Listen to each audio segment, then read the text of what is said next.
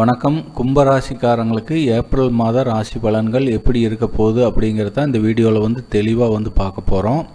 கும்பராசி காலபுருஷ தத்துவத்தின் அடிப்படையில் பார்க்கும்போது 11வது ராசி, லாபஸ்தானத்தை குறிக்கக்கூடிய ஒரு ராசி, மூத்த சகோதர சகோதரிகளை குறிக்கக்கூடிய ஒரு ராசி. உங்கள் ராசி அதிபதின்னு சொல்லக்கூடியவர் சனி பகவான். அவர் உங்கள் ராசிக்கு 2ஆம் இடம் அப்படின்னு சொல்லக்கூடிய தனஸ்தான குடும்பஸ்தானத்தில் தான் அமர்ந்திருக்கிறார்.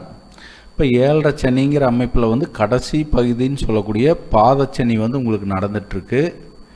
சரி, இப்போ கும்பராசிக்காரங்களுக்கு ஏப்ரல் மாத கிரக அமைப்புகள் எப்படி இருக்குதுன்னு பார்க்குறதுக்கு முன்னாடி ஏப்ரல் மாதத்தில் எந்தெந்த கிரகங்கள் பயிற்சி ஆகுது அப்படிங்கிறத நீங்கள் தெரிஞ்சுக்குங்க.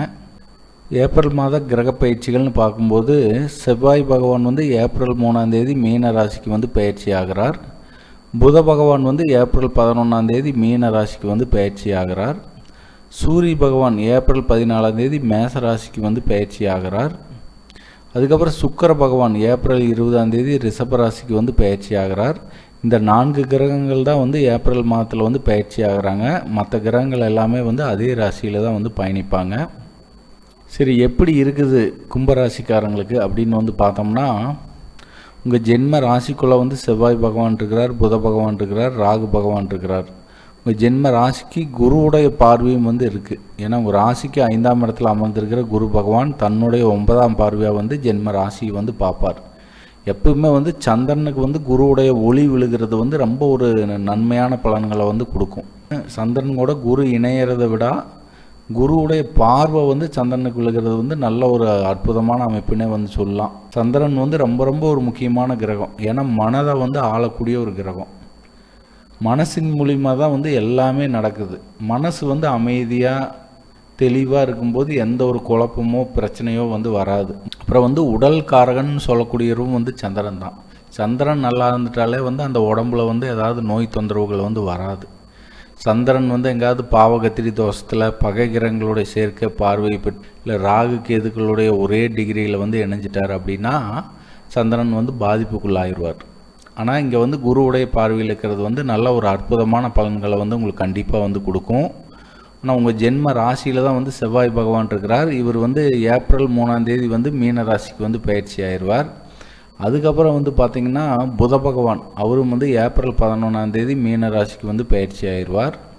அதிக கிரகங்கள் தனஸ்தானத்தில் இருக்கிறாங்க. ஏப்ரல் மாதத்தை பொறுத்தளவுக்கு 4 கிரகங்கள் தனஸ்தானத்தில் இருக்கிறாங்க. ஜென்ம ராசிக்குள்ளே ராகு பகவான் இருக்கிறார். குருவுடைய பார்வையும் இருக்குது.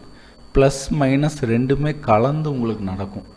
சனி பகவான் செவ்வாய் பகவான் இணையிறது ஒரு மைனஸான அமைப்பு. அப்புறம் நெருப்பு கிரகம்னு சொல்லக்கூடிய சூரிய பகவானும் செவ்வாய் பகவானும் தனஸ்தானத்தில் இருக்கிறதும் வார்த்தைகளை கொஞ்சம் கவனமாக பயன்படுத்துறது கும்பராசிக்காரங்களுக்கு ஒரு நன்மையான பலனை கொடுக்கும். உணவு வகையில் பார்த்திங்கன்னா சூடான உணவுகளை தான் கொஞ்சம் அதிகமாக விரும்புவீங்க. ஏன்னா 2ஆம் இடத்துல உங்கள் ராசி அதிபதினு சொல்லக்கூடிய சனி பகவான் இருக்கிறார். அவர் கூட தனஸ்தானத்தில் செவ்வாய் பகவான் பகை கிரகம் இணையிறது கொஞ்சம் சாதகமற்ற அமைப்பு தான். அதனால் பேசும்போது கொஞ்சம் நிதானமாக பேசுங்க. வரவு செலவில் கொஞ்சம் கவனமாக இருங்க. குடுக்கல் வாங்கல் வரவு செலவில் கொஞ்சம் கவனமாக இருக்கிறது சிறப்பு. தனஸ்தானத்தில் புத பகவான் பயிற்சி ஆகிறார். அது குருவுடைய வீடு. ஆல்ரெடி உங்கள் ராசிக்கு 5ஆம் இடத்துல புதனுடைய வீட்டில் குரு இருக்கிறார். அப்போது 5ஆம் இடம் 2ஆம் இடம் பரிவர்த்தனை யோகத்தில் வரும். குழந்தை பிறப்பில் ஏதாவது தடைகள் இருந்ததுன்னா, கும்பராசிக்காரங்களுக்கு திருமணமாகி குழந்தை பிறப்பில் தடையாக இருந்ததுன்னா இந்த குழந்தை பிறப்பு ஏற்பட்டு அந்த குழந்தைகள் குடும்பத்தில் இணையறதுக்குண்டான ஒரு அமைப்பு எல்லாமே ஏற்படும். அப்புறம் அதிர்ஷ்டத்தின் மூலிமா பணம் வர்றதுக்குண்டான ஒரு வாய்ப்பும் கும்பராசிக்காரங்களுக்கு ஏற்படும். ஏன்னா 5ஆம் இடம் தான் அதிர்ஷ்டம், 2ஆம் இடங்கிறது தனம். அப்போ அது ரெண்டும் பரிவர்த்தனை ஆகும்போது அதன் மூலிமா அதிர்ஷ்டத்தின் மூலிமா பண வருமானம் வர்றதுக்குண்டான ஒரு வாய்ப்பு உண்டு. கம்சன் தொழில் பண்ணிட்டு இருக்கிறவங்க எல்லாமே அபரிவிதமான பண வரவுகள் ஏப்ரல் மாதத்தில் கண்டிப்பாக வரும். வெறும் பேச்சாலேயே நிறையா சம்பாதிக்கிறதுக்கு உண்டான ஒரு யோகம் எல்லாமே கும்பராசிக்காரங்களுக்கு ஏற்படும். ஏன்னா தனஸ்தானம் 5ஆம் இடம் பரிவர்த்தனை யோகத்தில் வர்றதுனால அந்த பலனை கொடுக்கும். உங்கள் ராசிக்கு சுகாதிபதி பாக்கியாதிபதினு சொல்லக்கூடிய சுக்கிர பகவான் உங்கள் ராசிக்கு 3ஆம் இடத்துல அமர்ந்து தன்னுடைய 7ஆம் பார்வையாக பாக்கி ஸ்தானத்தையே பார்க்குறார். பாக்கியாதிபதி பாக்கி ஸ்தானத்தை பார்க்குறது ஒரு அற்புதமான பலன்கள் நடக்கும். 9ஆம் அதிபதி வந்து பலம் பெறும்போது உங்களுக்கு என்ன கிடைக்கணுமோ அது ஆட்டோமேட்டிக்காக தேடி வர்றதுக்கு உண்டான ஒரு அமைப்பு வந்து உண்டு. கும்பராசிக்காரங்களுக்கு இது வந்து நல்ல ஒரு அதிர்ஷ்டகரமான ஒரு அமைப்பு. எப்பவுமே வந்து கும்பராசிக்காரங்களுக்கு வந்து ராஜ யோகாதிபதிகள்னு சொல்லக்கூடிய புத பகவானும் சுக்கிர பகவானும் வந்து பலம் அடைஞ்சிட்டாங்கனாலே அந்த மாதங்களில் வந்து அதிக யோகமான பலன்கள் வந்து உங்களுக்கு கண்டிப்பாக வந்து நடக்கும்.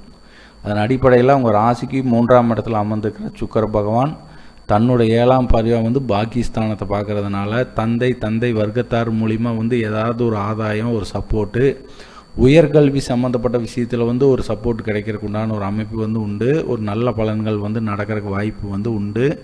9ஆம் இடங்கிறது வந்து நீண்ட தூர பயணங்கள் போய் ஆலய வழிபாடுகள் செய்கிறது, இறை வழிபாடுகள் வந்து செய்கிறது, இது எல்லாமே வந்து குறிக்கக்கூடிய ஒரு இடம். தந்தையுடைய சப்போர்ட் வந்து கண்டிப்பாக வந்து இருக்கும். ஏப்ரல் மாதத்தை பொறுத்தளவுக்கு ஒரு நல்ல கிரக அமைப்பு வந்து கும்பராசிக்காரங்களுக்கு வந்து இருக்குது. கும்பராசிக்காரங்களுக்கு அதிர்ஷ்டமான நாட்கள் அப்படின்னு பார்க்கும்போது ஏப்ரல் 3ஆம் தேதி 4ஆம் தேதி அன்னைக்கு வந்து கோச்சார சந்திரன் வந்து உங்கள் ராசிக்கு 9ஆம் இடம்னு சொல்லக்கூடிய பாக்கியஸ்தானத்தில் வந்து பயணிப்பார். அது குருவுடைய பார்வை, சுக்கரனுடைய பார்வை வந்து அந்த 9ஆம் இடத்துக்கு விழுகிறதுனால தந்தை வர்க்கத்தார் மூலிமா வந்து ஏதாவது ஒரு ஆதாயம், ஒரு சப்போர்ட்டு, உயர்கல்வி சம்மந்தப்பட்ட விஷயத்திலையும் வந்து உங்களுக்கு சாதகமான பலன்கள் வந்து நடக்கிறது. இந்த மாதிரி எந்த விஷயத்தை தொட்டாலுமே வந்து அதில் உங்களுக்கு அதிர்ஷ்டகரமான பலன்கள் வந்து கண்டிப்பாக வந்து நடக்கும். அந்த 2 நாட்களை மட்டும் நல்ல முறையில் வந்து பயன்படுத்திக்கங்க. ஏப்ரல் 3ஆம் தேதி 4ஆம் தேதி. அதுக்கப்புறம் அதிர்ஷ்டமான நாட்கள் அப்படின்னு பார்க்கும்போது ஏப்ரல் 8ஆம் தேதி 9ஆம் தேதி அன்னைக்கு வந்து கோச்சார சந்திரன் வந்து உங்கள் ராசிக்கு லாபஸ்தானம் சொல்லக்கூடிய தனுசு ராசியில் வந்து பயணிப்பார். அதுவும் குருவுடைய பார்வையில் வந்து பயணிப்பார். கோச்சார சந்திரன் வந்து லாபஸ்தானத்தில் பயணிக்கும் போது உங்களுக்கு எதிர்பாராத பண வரவுகள் வர்றது, ஏதாவது ஒரு வகையில் வந்து லாபங்கள் ஏற்படுறது, மூத்த சகோதர சகோதரிகள் மூலிமா வந்து அன்னைக்கு ஏதாவது ஒரு ஆதாயம், ஒரு சப்போர்ட் வந்து உங்களுக்கு கிடைக்கிறது. ஸோ அந்த 2 நாட்களையும் வந்து நல்ல முறையில் வந்து பயன்படுத்திக்கங்க. அதுக்கப்புறம் வந்து கும்பராசிக்காரங்க கவனமாக இருக்க வேண்டிய சந்திராஷ்டம நாள் வந்து எப்போ வருது அப்படின்னா ஏப்ரல் 28ஆம் தேதி 29ஆம் தேதி அன்னைக்கு வந்து கோச்சார சந்திரன் வந்து உங்கள் ராசிக்கு 8ஆம் இடம்னு சொல்லக்கூடிய கன்னி ராசியில் வந்து பயணிப்பார். அப்படி பயணிக்கும்போது உங்களுக்கு வந்து சந்திராஷ்டமம் வந்து ஏற்படும். அந்த 2 நாட்கள் மட்டும் கொஞ்சம் கவனமாக இருங்க. தேவையில்லாமல் யாருக்கிட்டையாவது ஆர்கியூமெண்ட்டோ வாக்குவாதமோ செய்யாமல் இருக்கிறது வந்து சிறப்பு. கும்பராசிக்காரங்களுக்கு அதிர்ஷ்டமான திசைன்னு பார்க்கும்போது மேற்கு திசை வந்து நல்ல ஒரு அதிர்ஷ்டத்தை வந்து கொடுக்கும். வழிபாடுன்னு பார்க்கும்போது உங்கள் ராசி அதிபதின்னு சொல்லக்கூடிய சனி பகவானுக்கு அதிதெய்வம் சொல்லப்படக்கூடிய காவல் தெய்வங்களை வந்து நீங்கள் தொடர்ந்து வழிபாடு செஞ்சுட்டு வந்தீங்கன்னா கருப்புராயர், முனீஸ்வரர், காலபைரவர், ஆஞ்சநேயர் வழிபாடு இது எல்லாமே வந்து சனி பகவானுக்கு உகந்த ஒரு பரிகாரமாக வந்து இருக்குது. அதனால் தொடர்ந்து காவல் தெய்வங்களை வந்து வழிபாடு செஞ்சுட்டு வந்தீங்கன்னா உங்களுக்கு சனி பகவானால் ஏற்படக்கூடிய யோகங்கள் வந்து பரிபூர்ணமாக கிடைக்கப்பெற்று நல்ல அதிர்ஷ்டகரமான பலன்கள் வந்து உங்களுக்கு நடக்கும்னு சொல்லி மீண்டும் அடுத்த ராசியான மீன ராசியில் சந்திக்கலாம் நண்பர்களே. வணக்கம், வாழ்த்துக்கள்.